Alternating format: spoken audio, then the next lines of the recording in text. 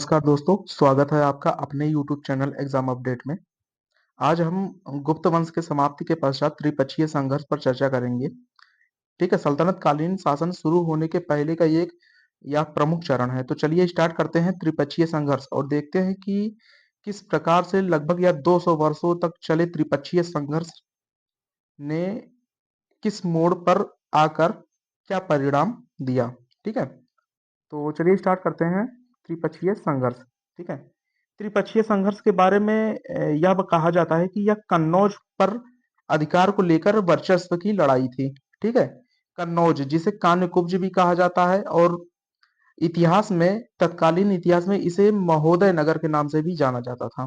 ठीक है, अब त्रिपक्षीय संघर्ष में किसने किसने भाग लिया यह हम देखते हैं। तो याद रखें, गुर्जर प्रतिहार ने, राष्ट्रकूटों ने व पाल वंश ने, इन तीन वंशों ने इसमें भाग लिया।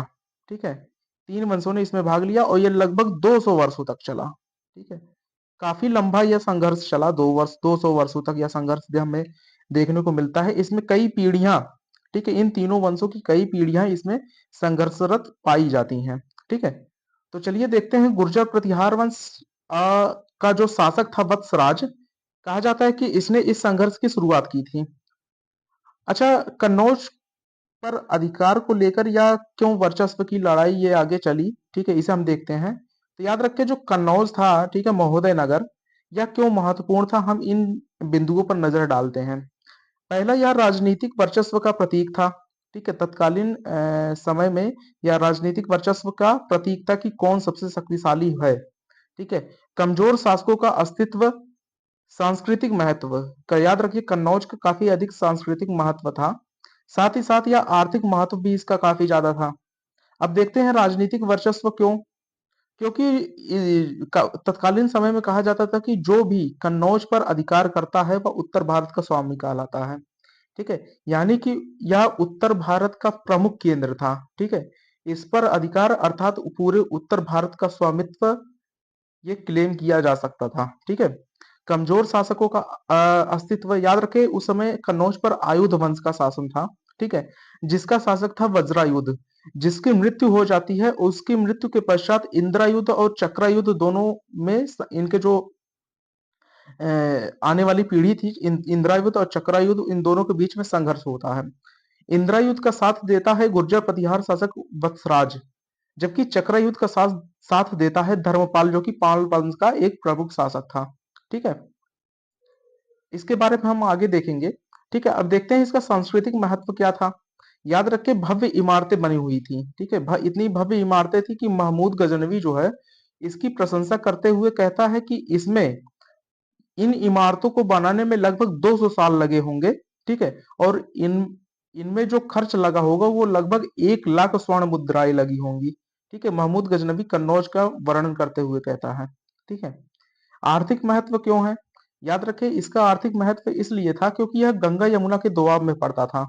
दोआब के कारण उपजाऊ मृदा थी। उपजाऊ मृदा आर्थिक दृष्टि से संपन्न क्षेत्र का अस्तित्व पैदा करती है, क्योंकि वहां से अधिक टैक्स वसूला जा सकता था, अधिक आय प्राप्त होती थी। साथ ही साथ यह व्यापारिक मार्गों पर स्थित था तथा जल मार्ग में, इसका जल मार्ग भी एक विकल्प था। ठीक है, नदियों के माध्यम से इसमें व्यापार किया जा सकता था, इस कारण यह इसका आर्थिक महत्व था। ठीक है, अब हम देखते हैं तत्कालीन समय में कौन कौन से शासक कहाँ कहाँ, किनका साम्राज्य कहाँ कहाँ तक विस्तारित था। ठीक है, ये एक हम इंडिया का मैप देखते हैं, तो इसमें हम देखते हैं कि ये कन्नौज है। ठीक है, कन्नौज, ये गंगा और यमुना नदी के दोआब में स्थित है कन्नौज। ठीक है, इसके ऊपर हम दिल्ली और अजमेर की तरफ जाते हैं तो हम देखते हैं कि यहाँ पे चहमान यानी चौहानों का वन जो था, शासन था। ठीक है, राजस्थान के क्षेत्र में आते हैं तो हम देखते हैं गुर्जर प्रतिहारों का शासन था। इसके नीचे आते हैं गुजरात क्षेत्र में, तो यहाँ पे सोलंकी शासक का सोलंकी शासकों का यहाँ पे शासन था। नीचे महाराष्ट्र के साइड आते हैं तो हम देखते हैं यहाँ पे राष्ट्रकूट वंश का शासन था, जो कि त्रिपक्षीय संघर्ष में ये भाग लेते हैं। ठीक है, मध्य प्रदेश और दक्षिणी उत्तर प्रदेश के क्षेत्रों में आते हैं तो यहाँ बुंदेलखंड था, जहाँ पे चंदेल शासकों का शासन था।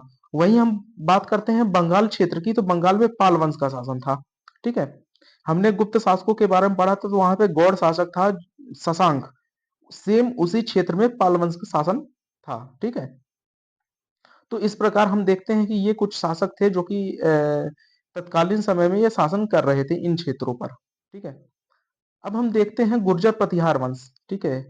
पहला वंश देखते हैं त्रिपक्षीय संघर्ष का, जिसमें है गुर्जर प्रतिहार वंश। ठीक है। आज हम गुर्जर प्रतिहार वंश के संपूर्ण इतिहास को हम यहाँ पे क्रमिक रूप से पढ़ेंगे, सभी शासकों के बारे में। इसके बाद जो नेक्स्ट वीडियो आएगा उसमें हम पाल और राष्ट्रकूट शासकों के बारे में पढ़ेंगे। ठीक है। तो आज का जो वीडियो होगा वो डेडिकेटेड होगा गुर्जर प्रतिहार वंश पे। ठीक है। तो गुर्जर जो है वो दो चीजों से बना है, गुर धन जर। ठीक है। यानी गुजरात और राजस्थान क्षेत्र पे शासन करने वाले लोगों को गुर्जर कहा गया है। ठीक है। मिहिर भोज के ग्वालियर अभिलेख से जानकारी मिलती है कि ये सौमित्र अर्थात लक्ष्मण के वंशज थे। ठीक है। श्री राम जी के भाई लक्ष्मण जी के ये वंशज माने जाते हैं। ये मिहिर भोज के ग्वालियर अभिलेख से हमें ज्ञात होता है। ठीक है। लेकिन कुछ सिद्धांतों में हमें अग्निकुंड के सिद्धांत भी देखने को मिलते हैं। ठीक है।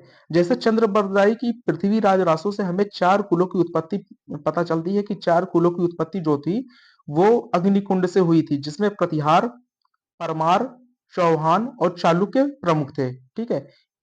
तो इन वंशों की जो उत्पत्ति हुई थी माना जाता है कि वो अग्निकुंड से हुई थी। गुर्जर प्रतिहार शासकों की बात करते हैं तो पहला शासक था हरिश्चंद्र। याद रखें, हरिश्चंद्र जो था वो संस्थापक था। ठीक है। और इसकी प्रारंभिक राजधानी जो थी वो थी भीनमाल। ठीक है। याद रखें, ये इंपॉर्टेंट है। दूसरा शासक आता है नागभट्ट। ठीक है।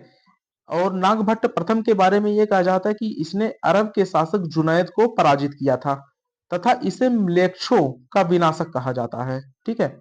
इसके बारे में जो जानकारी का स्रोत है वो है ग्वालियर अभिलेख। मोस्ट इंपॉर्टेंट है नागभट्ट प्रथम। ठीक है। दूसरा है वत्सराज। याद रखें, वत्सराज को वास्तविक संस्थापक माना जाता है गुर्जर प्रतिहार वंश का। ठीक है। और इसी के समय त्रिपक्षीय संघर्ष की शुरुआत होती है। तो वत्सराज भी अत्यधिक महत्वपूर्ण है क्योंकि ये वास्तविक संस्थापक था और त्रिपक्षीय संघर्ष जो है इसी के काल में अस्तित्व में आया था। नेक्स्ट देखते हैं नागभट्ट प्रथम। तो याद रखें, कन्नौज को इसने जीता और राजधानी बनाया तथा इसके बारे में कहा जाता है कि गुर्जर प्रतिहार वंश का एकमात्र ऐसा शासक था जो कि जिसने जल समाधि ली थी। कहा जाता है कि इसने कन्नौज में ही गंगा नदी में जल समाधि ले ली थी। तो पूछा जाए कि कौन सा शासक था जो कि गंगा नदी में जल समाधि ले लिया था, तो वो नागभट्ट प्रथम था। दूसरा शासक था मिहिर भोज। इसके बारे में हमें अनेक वृतांत पता चलते हैं। तो याद रखिए, जो मिहिर भोज था यह वैष्णव मतानुयायी था। साथ ही साथ यह स्वयं को विष्णु का अवतार भी कहकर संबोधित करता था। यह कहता था कि मैं स्वयं भगवान विष्णु का अवतार हूँ। इसकी कुछ उपाधियां थी, जैसे प्रभास एवं आदि वराह। प्रभास नामक उपाधि की जो जानकारी मिलती है वो दौलतपुर अभिलेख से, जबकि आदि वराह नामक जो उपाधि है इसकी जानकारी हमें ग्वालियर अभिलेख से प्राप्त होती है। ठीक है। मिहिर भोज यह भी एक महत्वपूर्ण शासक है। याद रखिए, इसके बारे में कुछ और चीज महत्वपूर्ण है कि इसने ड्रम नामक चांदी का सिक्का भी चलाया था। ठीक है। तो पूछा जाए ड्रम नामक चांदी का सिक्का किसने चलाया, तो यह मिहिर भोज ने चलाया जाता। इसके साथ साथ मिहिर भोज के बारे में कुछ व्याख्यान और मिलते हैं, और यह व्याख्यान मिलते हैं अरबी यात्री सुलेमान के अनुसार। ठीक है। एक अरबी यात्री था सुलेमान जो कि इसके शासनकाल में भारत आया था। वह कहता है कि जो मिहिर भोज था वो कट्टर मुस्लिम विरोधी था, अर्थात मुस्लिमों का पक्का प्रबल विरोधी था और यह मुस्लिमों पर कहर ढाता था। ठीक है। याद रखें, यह भी एक महत्वपूर्ण तत्व हो सकता है। राष्ट्रकूट शासक को पराजित कर इसने मालवा को जीत लिया था। ठीक है। यानी कि इसने राष्ट्रकूटों को भी पराजित किया था। नेक्स्ट देखते हैं रामभद्र। ठीक है। यह कमजोर शासक था और देवपाल द्वारा ये पराजित हुआ। नेक्स्ट है महेंद्रपाल। महेंद्रपाल के बारे में हमें कुछ चीजें महत्वपूर्ण जानने को मिलती हैं। ठीक है। महेंद्रपाल जो था वो राष्ट्रकूट शासक इंद्र तृतीय को इसने पराजित किया था। इंद्र तृतीय को इसने पराजित किया था और महेंद्रपाल के ही दरबार में राजशेखर नामक विद्वान रहा करते थे। ठीक है। यहाँ से 3 स्टार का क्वेश्चन बनता है राजशेखर से। इनकी रचनाओं को लेकर, इनकी जो लिखित पुस्तकें हैं उनको लेकर यहाँ से प्रश्न बनते हैं। तो राजशेखर द्वारा कौन कौन सी पुस्तकें लिखी गई इसे हम देख लेते हैं। तो याद रखें, कर्पूर मंजरी मोस्ट इंपॉर्टेंट, काव्य मीमांसा, बाल रामायण बहुत इंपॉर्टेंट है, बाल भारत, विद्वस्वाल भंजिका बहुत इंपॉर्टेंट है, भुवन कोश और हरिविलास ठीक है, भुवन कोश और हरविलास ये भी इनकी प्रमुख पुस्तकें हैं। तो याद रखें, राजशेखर की 3 पुस्तकों का यह नाम याद याद अवश्य रखना। एक कर्पूर मंजरी, एक बाल रामायण, एक विदुषाल भंजिका। ठीक है, ये तीनों पुस्तकें पूछी जाती हैं कि किसके द्वारा लिखी गई, तो ये लिखी गई किसके द्वारा? राजशेखर के द्वारा लिखी गई। ठीक है, महिपाल के बारे में कुछ चीजें देख लेते हैं। तो दरबारी, इसका जो राजशेखर जो थे, इनके दरबारी थे। साथ ही साथ एक अन्य महत्वपूर्ण तथ्य इनके बारे में हमें याद रखना है कि बगदाद का जो यात्री था अल मसूदी, इनके दरबार में आया था। तो पूछा जाए अल मसूदी किसके दरबार में आया, तो ये महिपाल जो गुर्जर प्रतिहार वंश के शासक थे महिपाल, उनके दरबार में ये आया था।